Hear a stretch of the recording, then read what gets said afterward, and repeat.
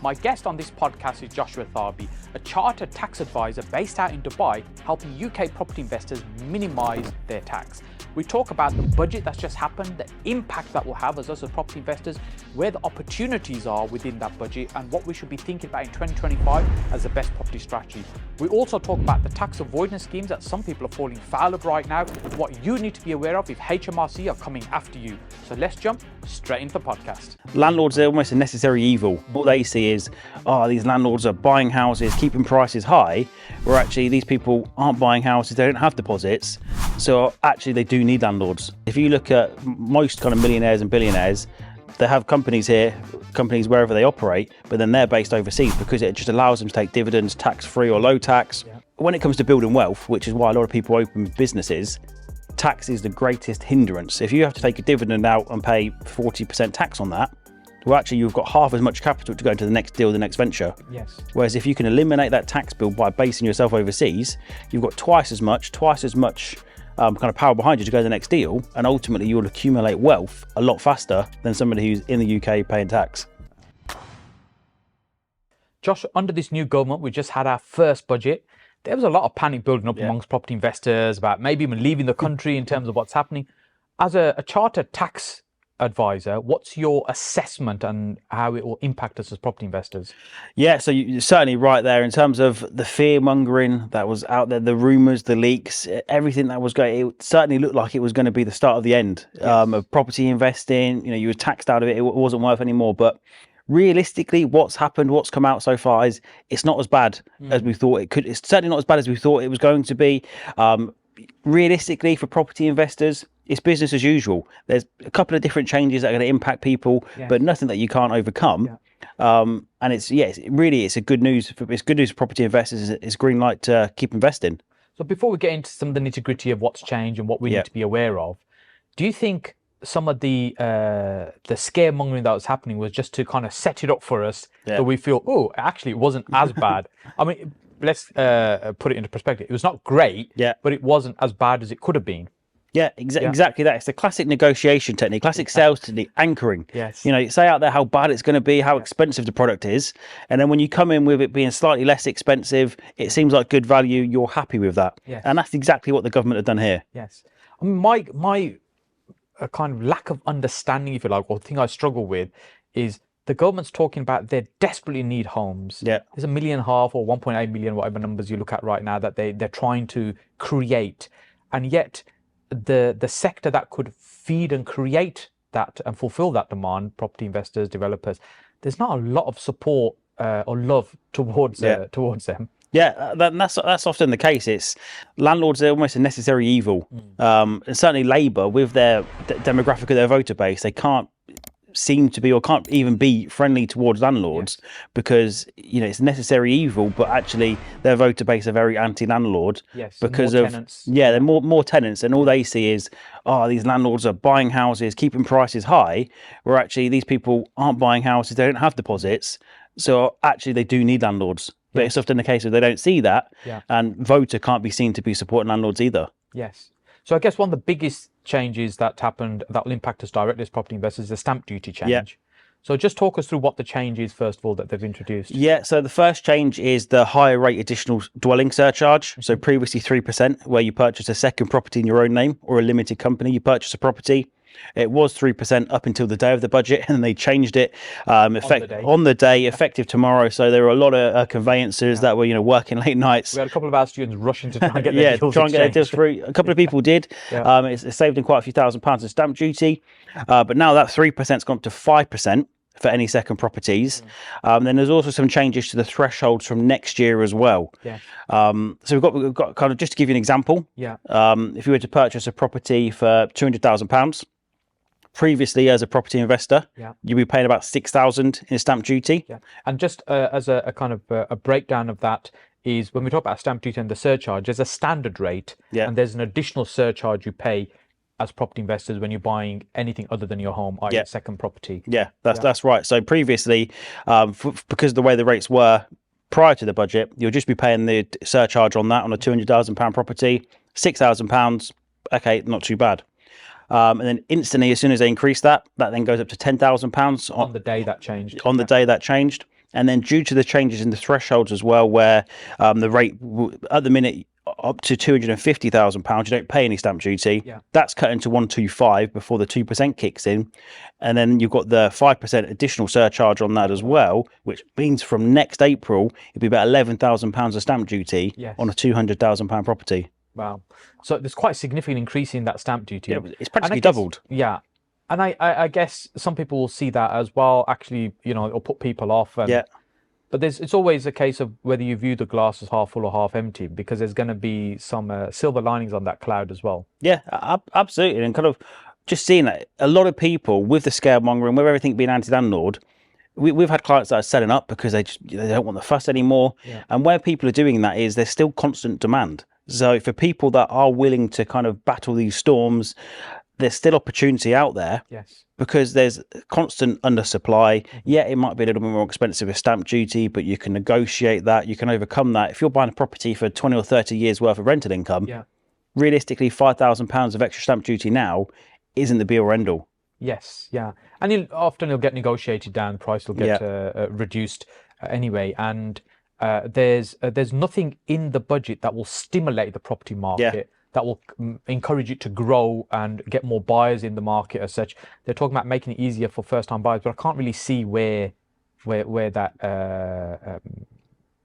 how they will necessarily make that happen with the budget that's just happened. Yeah, that's it. There's no kind of enhancements to the Help to Buy, no support for kind of government-backed mortgages, which if you saw that coming through, that would be, okay, it's a positive kind of flag for stimulus in the UK housing market. Yes. And there's nothing along those lines. Well, actually just higher rates of stamp duty, which is actually going to decrease the volume, the transactions in the property market, and keep prices flat, if not maybe slightly lower, to account for the higher transaction costs. Yes.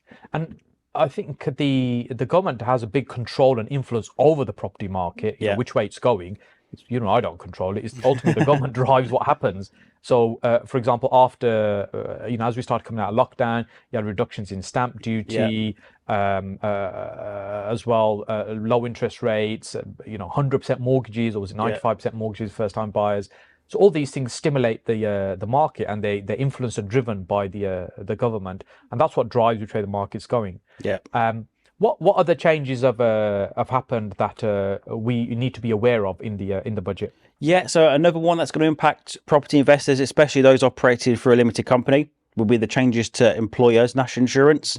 Obviously, a lot of people with their companies take a salary out, usually the most tax efficient way. And this is even if you don't employ a team, it could be you are the only employee. Yeah, absolutely. If you've got a property investment company and that meets your day-to-day living expenses, usually you're paying yourself a salary from that. At the minute, still to date, with all the personal allowances being frozen up until 2028, and then they are due to increase with inflation, which potentially is good news in the long run, whether they change that or not in the subsequent budgets. Still the 12,570 salary. That's always the most tax efficient amount for most people, but now they've changed. So just sorry, as a clarification of that, because not everybody may be familiar with what you're referring to, is that you can take roughly £1,000 a month and you pay no tax at all on that. Yeah, that's right. So about 1,041, something along those lines. And previously you didn't need to pay any tax. Whereas now what they've done with the changes to employers' national insurance, the thresholds, they've reduced that to £5,000. And that's the rate, their tax-free amount that your company can pay you without having to pay employers' national insurance, which is now increased by 1.2% to 15%. So if you're the only director on your payroll, you don't qualify for the employment allowance, which is now £10,500, which gives you £10,500 worth of employers' national insurance tax-free. And in that case, you will be financially worse off, because rather than it being 9,100 that it was being based on, it's now 5,000. Yes. Which means if you pay yourself a £12,570 salary, a good proportion of that £7,000 will be subject to employers' national insurance at 15%. Yes. Which is still tax efficient to take that salary if you are the only director, because a salary is always tax deductible. Which means you'll be paying less corporation tax at a minimum of 19%, with corporation tax rates going up to effectively 26.5% depending on your profits. So it's still tax efficient, but if possible, try and find a second employee to have on your payroll, and then that will open up the employer's allowance, employment allowance, which will offset that.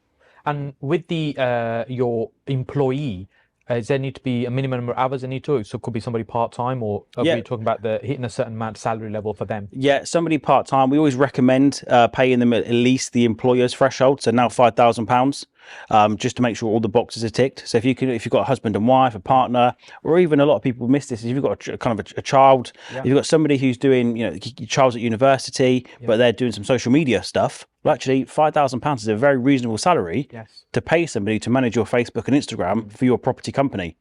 And that can be a great way of them getting some tax-free pocket money. They are working for it.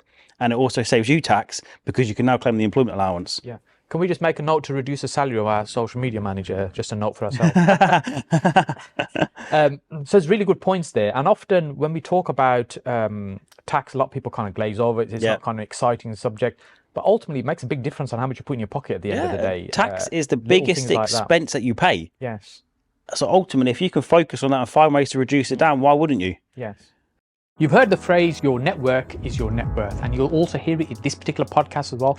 That's because people in property recognize the importance of being connected with other people. Property is a people business, and that's the reason I've been running a networking event for over a decade now. Each and every month, we bring like-minded people together, an opportunity for you to come along and meet some of those people, and also learn from other people on the stage, learn from myself as well. So make sure you book onto the next meeting. We're on the third Tuesday of every month in Birmingham. Now let's get back to the podcast.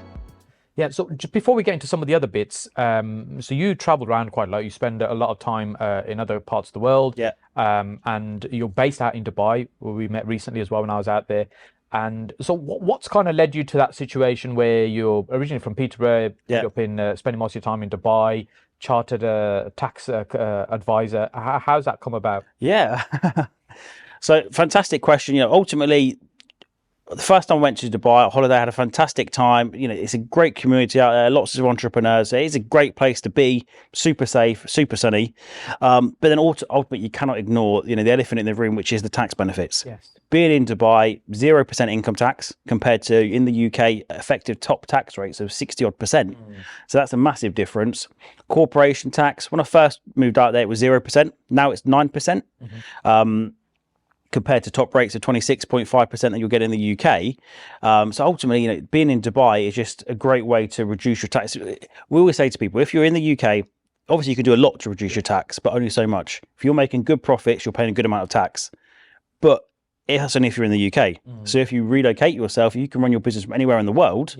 You don't have a reason to be in the UK. Well, actually moving to Dubai or somewhere else where it's tax-free or low tax can be a great way to actually increase your profit after tax because you're reducing your tax. Yes. And you think a lot of the super rich in terms of what they do, most of them are based, their businesses might operate in the States or Australia or the UK, but they'll be themselves be based somewhere else because it's much more tax efficient for them to do that. Yeah, exactly the case. If you look at most kind of millionaires and billionaires, they have companies here, companies wherever they operate, but then they're based overseas because it just allows them to take dividends tax-free or low tax, which when it comes to building wealth, which is why a lot of people open businesses, tax is the greatest hindrance. If you have to take a dividend out and pay 40% tax on that, well, actually, you've got half as much capital to go into the next deal, the next venture. Yes. Whereas if you can eliminate that tax bill by basing yourself overseas, you've got twice as much kind of power behind you to go to the next deal, and ultimately you will accumulate wealth a lot faster than somebody who's in the UK paying tax. Yes, just the compounding of that will make a huge difference in reinvesting that money.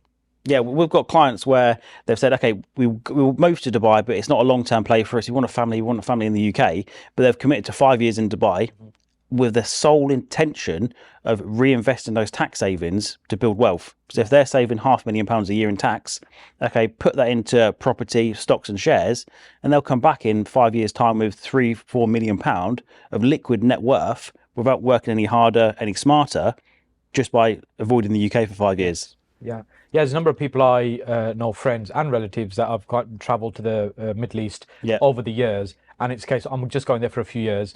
Save as much money, come back, buy property. Most people don't come back though. They have to say, I'm going to go to Dubai for a couple of years, but they're still there 15, 20 years later. Yeah, think about it. There's very few, probably only a couple of people I can think of that have actually come back to the UK. Most of them still out there. That's the thing. It's, I know we're going off on a tangent here, but often people think the UK is the best place to live, but it's just because you've never really lived anywhere else. Yeah. When you've experienced it, you've gone to Dubai, you just see how much other places have to offer. without the drawbacks of the UK, the big one being taxes. Yeah. And, whilst we're on that topic of living somewhere else, there were some changes to non-dom rules. So just elaborate a little bit what that means, because the perception be that it's a case of, well, if you're, well, actually, you explain it, and you explain what non-dom is as well. Yeah, absolutely. So the non-dom rules that changed, they're all centered around wealthy foreigners that come to the UK. So essentially, when you live in the UK, the de facto position is you pay UK tax on your worldwide income and gains. So if you've got a business in Jersey, you've got property in Dubai, well, actually, it doesn't matter how they're taxed in those countries, you're UK resident, you will pay UK taxes on that. And that's the case for most people. If you're born, you live in the UK, you're UK domiciled. So that means that non-dom provision can never apply to you.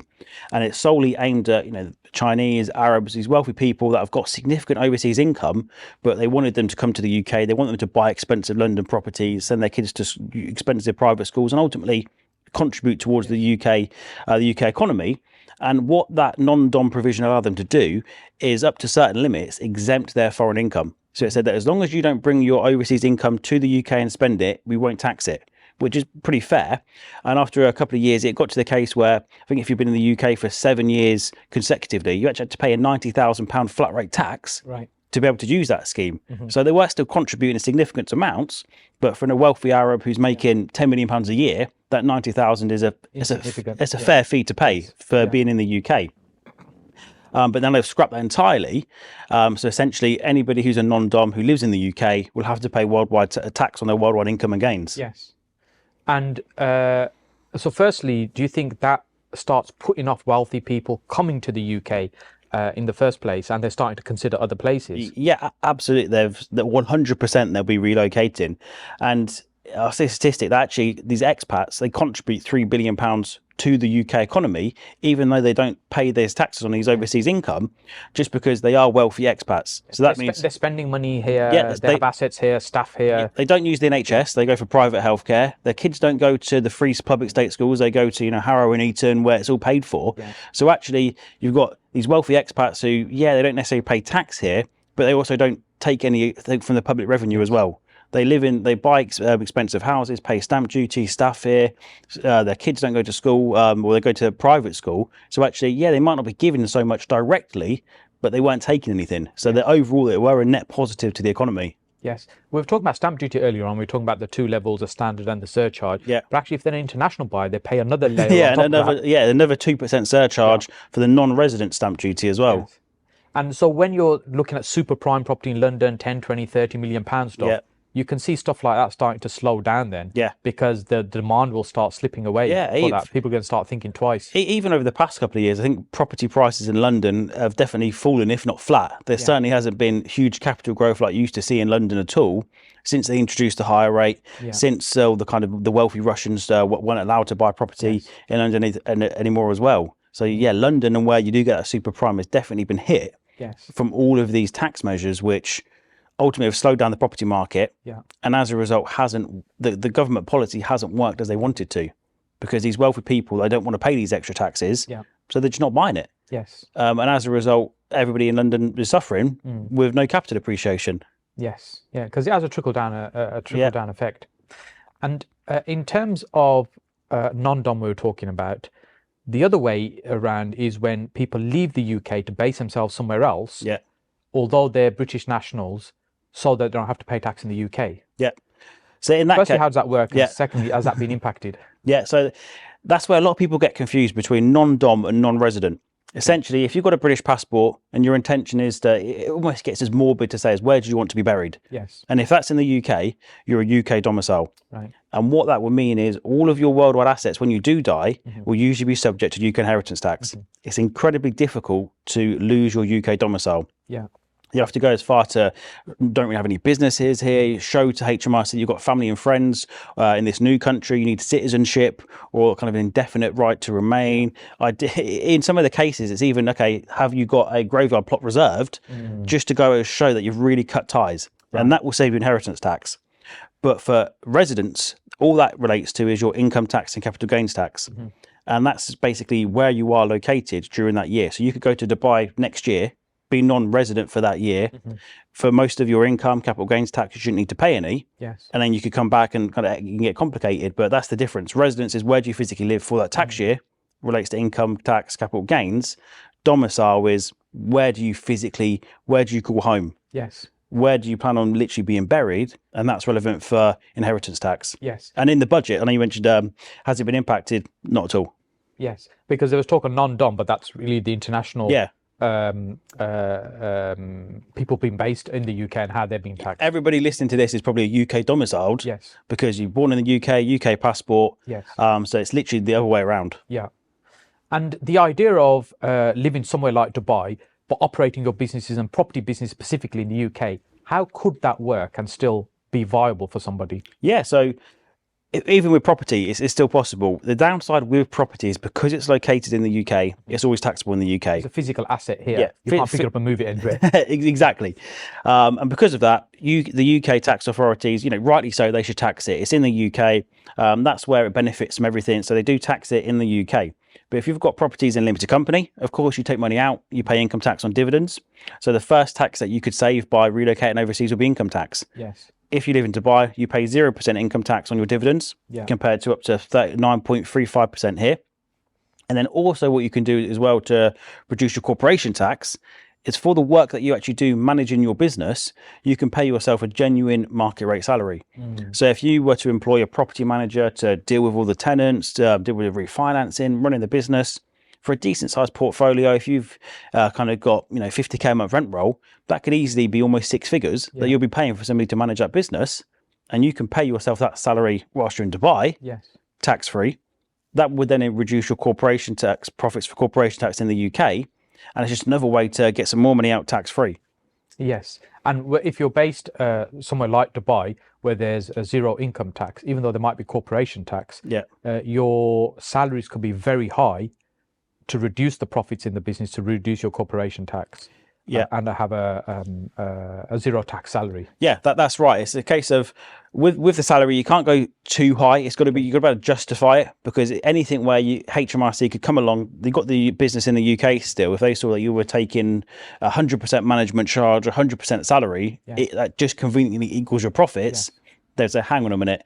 This isn't quite right. You're being excessive here. This isn't a genuine transaction. You're forcing that situation. You're creating it artificially. Yeah, exactly that. With tax, anything that's artificial is best to avoid. You've got to have genuine commercial substance, better back that up with something.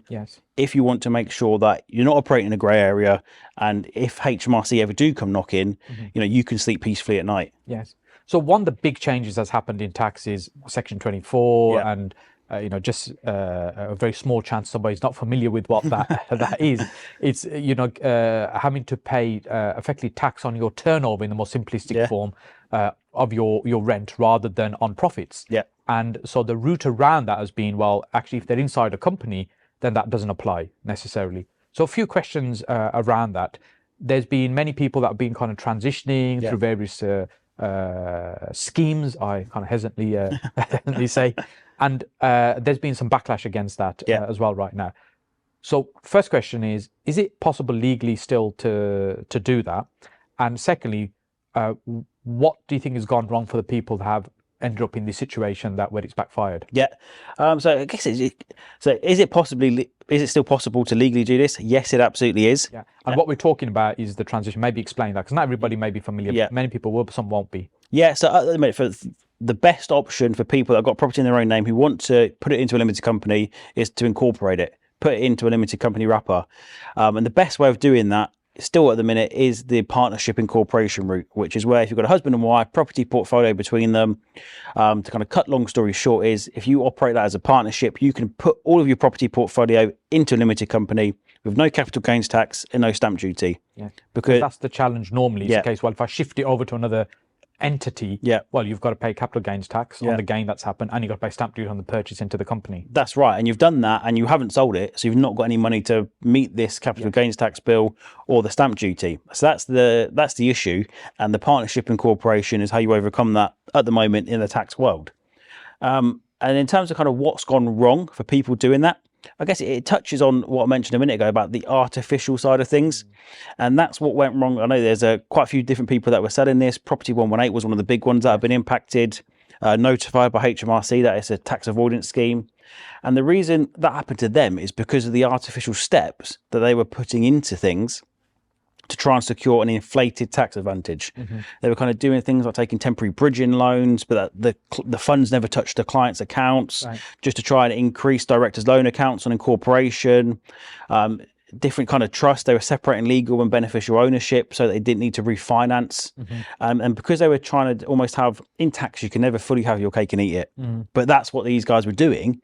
And as a result, it hasn't worked, which is often the case when you try and do too many things. Obviously, with a normal property incorporation, you can only do so much based on the actual monetary values. You usually need to do a full refinance. So there's a few hurdles involved, and it's not the perfect solution, but it's the best solution available without any artificial steps, and as a result, being overturned and challenged by HMRC. Yes, it may not be the most efficient way to do it, but you can still move property in personal names into a limited company and reduce your overall tax in the process. But rather than, as you said, have your cake and eat it as well, and push it to the limit. So it still can be done. Maybe they were pushing things a little bit too far, and now HMRC have classed it as a tax avoidance scheme, which means they're not happy. Yeah, exactly, that is. And with I know it's being challenged, but as soon as HMRC challenges anything as a tax avoidance scheme, I think to date they've literally got a 100% win rate of overturning it. So that type of tax plan is, as soon as it's classed as tax avoidance, they will win, and you will be paying that tax. Yeah. So there's many people that are in that situation right now, where they were either gone through the scheme or going through, because it takes a process to work through it. What do you think is the best thing for them to do in that situation now? It would almost be. Or what do they need to do? Yeah, the best thing would be seek independent specialist advice. I know a lot of people are still kind of hoping that it gets overturned and they get it. Everything is it how HMRC are unfair, targeting landlords, and kind of going down that narrative. The best thing is just to look at exactly how your structure has been put in place and try and find ways to make sure that you can make necessary changes to bring it up to what HMRC would find satisfactory. And ultimately, that is going to be some kind of penalty or repayment of taxes. So just immediately start looking at how to fix this now, rather than waiting over the next 2 or 3 years for it to be legislated through HMRC, all the back and forth there, because they do have a 100% win rate when it comes to tax avoidance schemes. And this one won't be any different. Yeah, hope is not a great strategy. You want to make a plan. You have to start, grab the bull by the horns and start dealing with it now. Absolutely. Don't just sit and wait and be reactive. Okay, so in terms of the, we kind of started off talking about the budget and the impact, and there's very few things that directly impacted us as property investors. What do you see as the opportunity based on what's happened right now? Where do you see property investors heading, or should be heading, with the view of this government and what's come out of the budget at the moment? Yeah, I'd say for most people, it's with the budget, it was almost, for a lot of people, property investment wasn't worthwhile anymore. With the changes of the kind of rent reform bill coming through, it was like, okay, maybe property investment's had its day. But with this budget, it's a case of, actually, the stamp duty's up, but that's not too bad. So, even with the kind of other factors as well, minimum wage going up, that's good for the rental market. Most people that are around the minimum wage, most likely renters. There's enough going on to still support a good rental market. So if you are looking at getting into property, well, actually, it's still opportunity in just in buy-to-let. Standard buy-to-let is still alive and kicking. Rents are going up at record rates. You can negotiate down the stamp duty. And even what we're speaking to clients around recently is actually commercial conversions, ground-up development. That's always been a great opportunity. And with the increased residential stamp duty rates, it just strengthens the opportunity there with commercial conversions, because you pay the commercial rates, which are a lot less than residential, no surcharges when you buy the commercial property, but you then turn it into residential property and you don't pay stamp duty again. Yes, because you already own it. What you've purchased was a commercial building. You pay the stamp duty based on that, which is a lot lower than residential. And then there's no stamp duty once you've created these new units. Yeah, exactly that. So you refinance, you pull your money back out usually, and then you're left with a highly cash flowing residential unit, but you've saved up to, say, 7% in stamp duty because you bought it when it was commercial property and changed it yourself. So that can be a great way to really build wealth, taking into account the fact that stamp duty is as high as it now is. Yes, I strongly agree. I think the creation of new homes Yeah. via conversions or new build is definitely going to be the way forward with the way things are at the moment. What other tax advantages, incentives are there for either converting or building new? Yeah. So still one of the best tax advantages, if you're converting commercial property, can be capital allowances. So what can happen is you get a capital allowance surveyor in, they'll look at some of the integral features, the kind of pipe work, heating systems, and you'll actually get a tax deduction for the value of the integral features that are in that commercial property when you buy it. Yes. And that can give you a massive tax deduction on that part.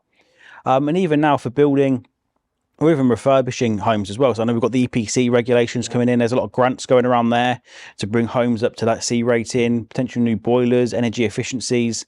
So there's a lot going on in terms of the capital allowances, building properties.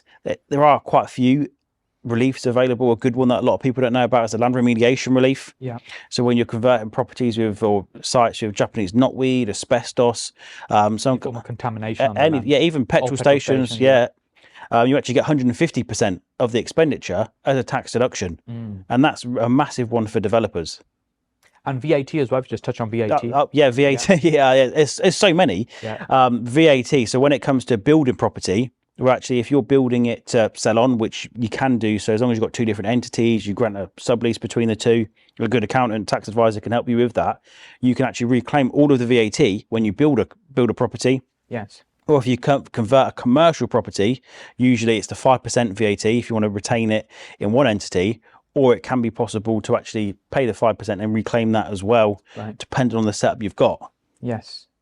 And if you're building, I guess I was going to open a rabbit warren then, or sort of with tax around VAT. Maybe we should leave that one closed because that could lead us in all kinds of places. So the other thing I want to talk about is, what do you think this government could and should be doing to support growth of new homes, creation of new homes, more lettings available for people as well? Yeah, I think we're seeing already they are looking at relaxing the planning conditions, because when it comes to building property, that's one of the most frustrating things. Is the planning system in the UK is very slow, very old-fashioned, and a lot of our clients often say just completely unfit for purpose in what it takes to build a house here. And Labour are looking at relaxing those planning conditions, changes to kind of airspace rights and everything else, which will be good news when it comes to helping people easily build the homes that we need in the UK. Yes. That's probably the main thing they can do is, you can incentivize things, little small tax reliefs here and there, but ultimately it needs to be easy to build houses in the UK. Yes. And fingers crossed they help us achieve that. Yeah, I think Labour have always traditionally been more reformist when it comes to planning. And I think the Tories have been much more reserved in that. And I guess maybe their voter bank live in nicer suburban areas and green belt and stuff, and they don't want to change any of that stuff. And so they find it much harder to make some of these changes, where Labour come in and say, right, we're just changing this stuff. I'd agree with that 100%. And in terms of, as you see with the budget, they increased all these tax rises, but actually the flip side of that was, I think it's about 40 billion in public spending. Yes. All these new infrastructure projects they've announced, and it's all systems go in terms of change, infrastructure products and building. Yes, because we haven't touched on that. The fact that they're raising all these taxes, it means another 40 billion that they can start investing back into the country as well, which is desperately needed in many places. Yeah, absolutely. Yeah. And in terms of somebody that's right now in property and you're thinking, okay, what are a handful of things, 2-3 things maybe they should be doing right now that are tactical, that they could use and maybe get a pen and paper and make a note straight away that they should be thinking about from a tax point of view in their business? What few things can you suggest or advise on? Yes, I'd say first thing is always structure. It's kind of step one is, okay, with structure, what are you looking to do through property? You see some people might buy their first property in their own name or a limited company, and basically make sure you've got clarity as to what you want to achieve in property and make sure you're set up in the best possible way. If you do want to build a large property empire and you've got already a successful trading business, a restaurant business, whatever it might be, okay, do you need a group structure so you can efficiently move money around, invest it in property? Or are you employed, but you just want a little bit of extra income, something that's kind of your pension pot? You only want a couple of buy-to-let properties. In that case, maybe in your own name. Because the first thing we make sure that you've got a good structure set up. Yes. For most people, a limited company is still the best way to go. So when you've got that company set up, you want to make sure that for the first part is minimizing your profits effectively, because the less profits in your company, the less tax you pay. Yes. And a big part of that is making sure you're claiming as much as you can in the way of deductions. So a big one that people miss is kind of using a home as office. So if you've got a separate, do now. Most people working from home, the government, they give you a £312 a year flat rate, which is what you can claim for working from home. But for most people, that doesn't even touch what it costs for the electric bills, the heat and everything else running that. So make sure that you've got a kind of separate rented agreement set up for using your home as office, and you charge a proportionate rate equal to your actual costs, so that you can get more money out tax-free from your company, reduce the profits, and actually pay less tax as a result. So definitely make sure that you're doing that, and all your other general expenses as well, your mileage, mobile phones. A lot of people think when it comes to buy their mobile phone, they've got to pay for it personally because they do personal calls on it as well as business. Well, actually, every director or employee can have one tax-free mobile phone. So that's another great way. Make sure the bills are going through the company for that. And all of these things is when you can find these different kind of tips and tricks. You can almost find a way to live through your business tax efficiently. So if you're going to, Dorset for the weekend, right, Joe, you're looking at properties. And if you are genuinely looking at properties, make sure that's a business expense and the company pays for that.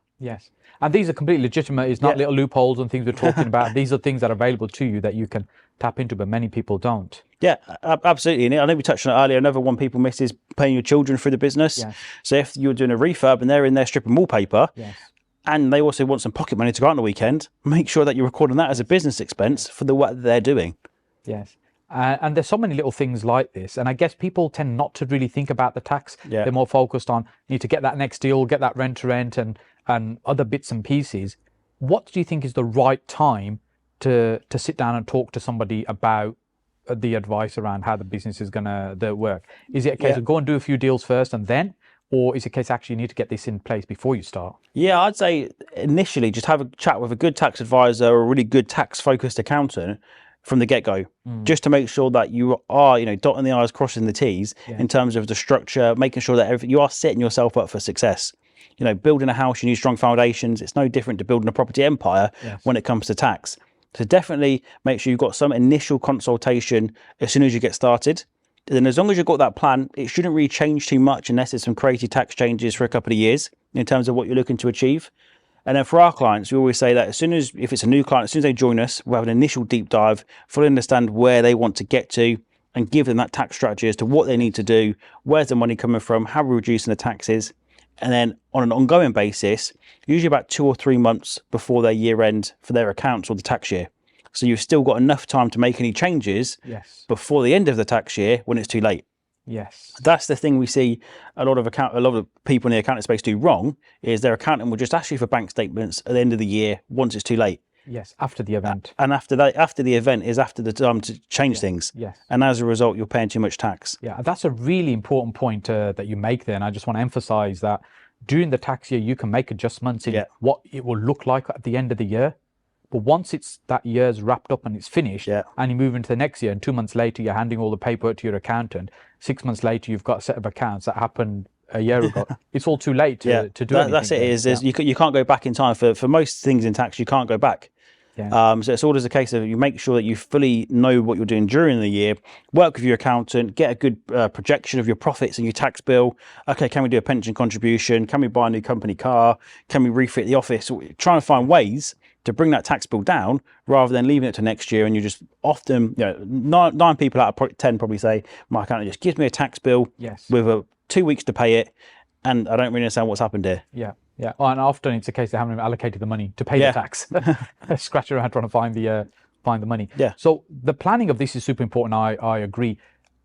What few tips can you give to somebody looking for somebody who can help them to do this? What should they be looking for in terms of who's the right advisor for them? I'd say go for recommendations of people that have actually used them with businesses. With the property space, if you get a recommendation from somebody who's just started out, that's no good, because you need somebody who's got a large enough property portfolio that's probably kissed a few frogs.